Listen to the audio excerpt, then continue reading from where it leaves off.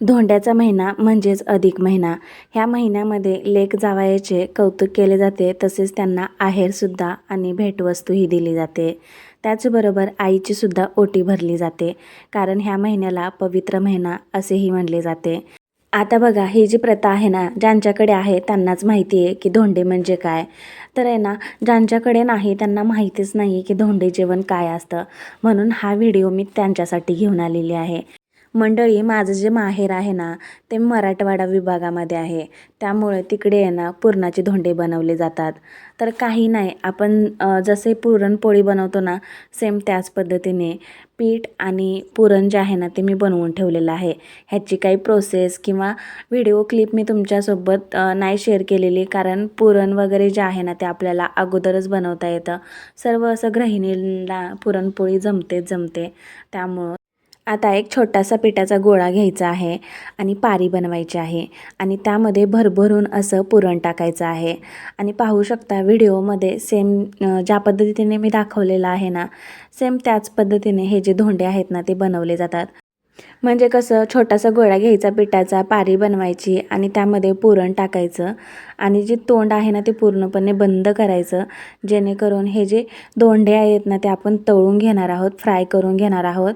त्यामुळं हे जे पुरण आहे ना ते पूर्ण तेलामध्ये आहे ना पसरलं नाही पाहिजे, यासाठी जे धोंड्याचं तोंड आहे ना ते पूर्णपणे असं व्यवस्थित बंद करून घ्यायचं आहे. आणि हे जे धोंडे आहे ना ते बनवून खूप काही उशीर ठेवायचं नाही आहे, कारण आहे ना खूप काही उशीर ठेवल्यानंतर ते सालाजले जातात आणि आहे ना पुरण जे आहे ना ते पूर्ण तेलामध्ये पसरण्याची शक्यता असते. तर त्यामुळे सर्व जे धोंडे आहेत ना ते बनवून झालेले आहेत आणि एका साईडला तेलसुद्धा गरम झालेलं आहे. आणि हे जे धोंडे आहेत ना तेलामध्ये एक एक करून सोडून देऊया आणि अगदी कलर चेंज होईपर्यंत छान असे तळून होईपर्यंत तळून घेऊया. आणि मस्त असे धोंडेसुद्धा फ्राय झालेले आहेत. तर आहे ना काढून घेऊया आणि तसेच दुसरेसुद्धा धोंडे तळून घेऊया. मग मंडळी, तुम्हाला कशी वाटली ही पुरणाची धोंडेची रेसिपी मला नक्की कमेंट्स करून सांगा. आवडल्यास एक लाईक नक्की करा. भेटूया पुढच्या रेसिपीसोबत. तोपर्यंत अधिक महिना आहे, मात्र हे जे धोंडे आहेत ना ते 3 वेळेस केले पाहिजे बरं का.